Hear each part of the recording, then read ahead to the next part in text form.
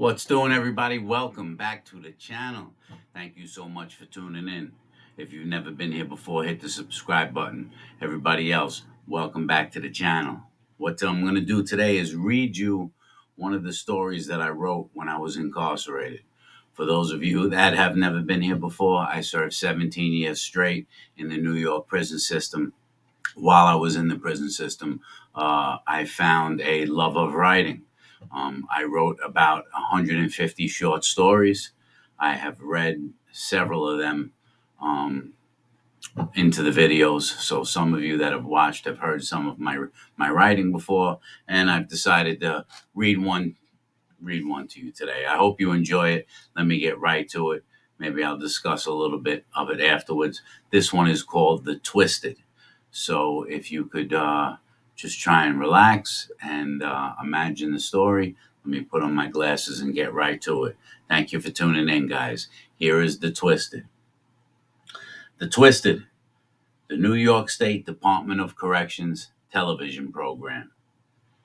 As a man thinketh, so is he, has remained a philosophy for centuries. So, with that knowledge, I believe, as well as many psychologists and psychiatrists believe, that the images our brains absorb affect our thinking, behavior, and overall emotional and mental subconscious on a day by day, even moment by moment basis. In essence, what we think establishes the way we feel, and what we feel establishes the way we act. Because of these facts, one would think that the New York State Department of Corrections, the New York prison system, that houses the state's approximately 60,000 prisoners, would be mindful and cautious of the images and movies shown to a large percentage of the prisoners already found guilty of violent, heinous, vicious, and sexual crimes. On the contrary, the Department of Corrections could actually care less and apparently goes out of their way to promote such negative, destructive, warped images. I should know. I have been incarcerated for long over a decade at this point. Here inside Mid Orange Correctional Facility, the prison provides weekend movies to the entire population beginning on Friday and shown throughout the morning, the afternoon, and evenings until ending on a Sunday night.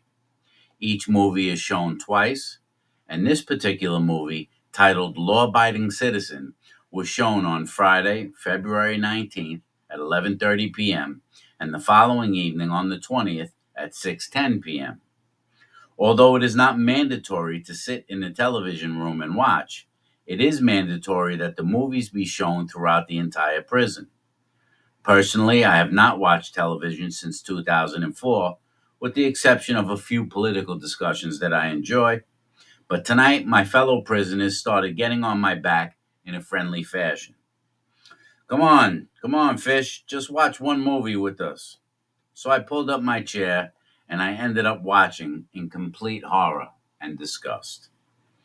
I contemplated vacating the premises in the first 30 seconds of this movie, but I remained stationary for the sole purpose of writing this story. Please comprehend the following description is absolutely no exaggeration in any way whatsoever. Actually, my description may be the complete opposite, a tame version of the facts. As the movie opened, two criminals were committing a home invasion, and when the male resident opened the front door, he was viciously smashed in the skull with a baseball bat, had his hands tied behind his back, then his mouth taped shut. The man was then stabbed by the intruder, as they actually showed the knife entering his stomach. The man's wife was then thrown against a glass nightstand, slammed to the floor, handcuffed, and the intruder ripped down her pants, exposing her nude rear end, then proceeding to animalistically rape the woman as her husband and little 4-year-old daughter watched. When the man finished raping her, he stabbed and murdered her, then went towards the precious little girl. That girl was thrown on his shoulder, and we would later find out that she was raped and murdered as well. This, my friends, was in the opening 30 seconds of the movie. As this movie continued, the next violent scene consisted of watching the wrong human being get the lethal injection for their crimes. They actually showed the man strapped to the chair, the liquid being pumped into his veins, and the man was viewed convulsing because the process was botched. So far, great material to show a bunch of convicted criminals. The husband who had survived watching his wife and daughter get killed is now out for revenge. And once he finds the killer, he kidnaps him after a shootout with the police department. Naturally, a half naked woman got into that scene as well. I mean, don't you think it's a great idea to show half naked women getting raped as a female officer is working in our housing unit right now? And many of the men in here are convicted rapists.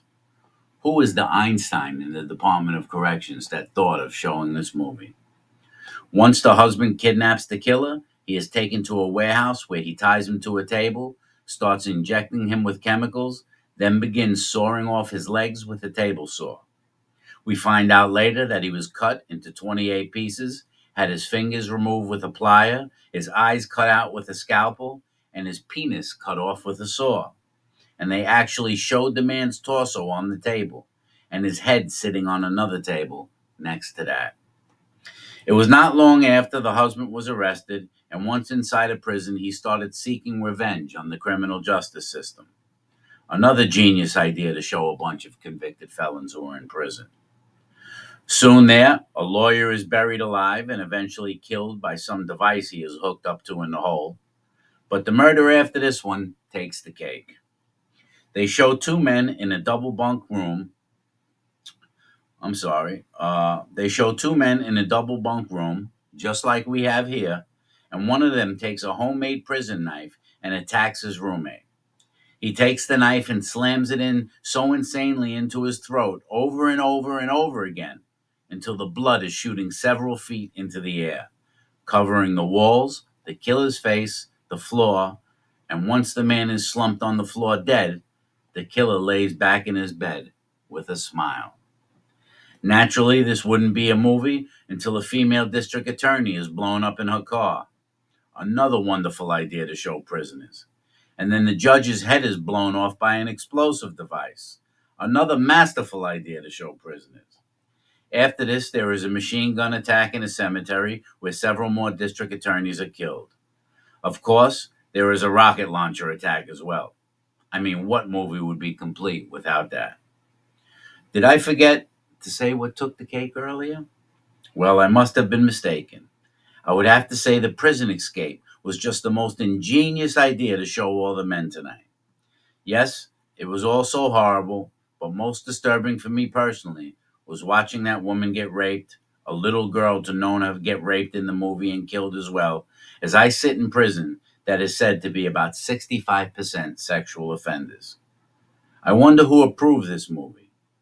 The movie ended with a plan to blow up City Hall and kill the mayor, but instead the prison was blown apart, if that gives you any comfort. As far as the system concentrating on rehabilitation, you must be mistaken. I will never go into the TV room again. I feel depressed, sad, because those images are unhealthy beyond words. Yes, I know that some will say it's only entertainment, and one should be able to decipher that from reality. And I say to you, I can decipher both of them from one another. But don't sit there and argue that these images are healthy to show anybody, let alone men in prison trying to rehabilitate their past behaviors, and some men who are not capable of deciphering what is right and wrong. This is not a one time thing either. These movies are shown every weekend. What I ask you to keep in mind is the fact is that the men in here will be released back into society, into your neighborhoods in soon time. Instead of mandatory movies, how about some mandatory therapy, which is obsolete for these men? Maybe this way it can actually drop the recidivism rate for men coming back into prison, and at the same time keep people safer out in society. If I was to offer you the facts about the way this entire system runs, in all the different areas that are so extremely twisted, I will sit here for months breaking it all down to you, breaking it down to its shameful core. Instead, I keep busy trying to rehabilitate myself, as I have been doing in here for long over a decade. But if some of you do not agree with my points or the argument that I am placing forth, then step right up into the day room and enjoy today's movie that they're showing, Shoot First and Pray You Live. So, that movie, I remember clear as day sitting in the day room and wondering why the Department of Corrections, why the prison system was showing movies filled with rape, murder, destruction, prison movies where the bunkie is killing his bunkie, attacking officers, killing the mayor, like everything I just explained. I said, why would the prison approve this movie? Why would the prison show this movie to all these men who already have twisted thoughts? They're damaged in many different ways. And here's the prison system feeding that. Here's the prison system adding to that, right? And as I said, what we see with our eyes is what we take in, what gets into our subconscious. And every week the prison would show movies like this. And I just found it a little disturbing that they would do something like that. So anyway, I hope you enjoyed the story. And that's part of the prison having no sense of rehabilitation at all. The New York prison system is incarceration. It's not rehabilitation. And that's most of the prison system throughout the United States is incarceration, not rehabilitation, because the prison system has become a tremendous business, but that's a whole nother story. Anyway, I hope you like my little reading, and maybe I'll read another one shortly. That's it for today. You guys have a good one.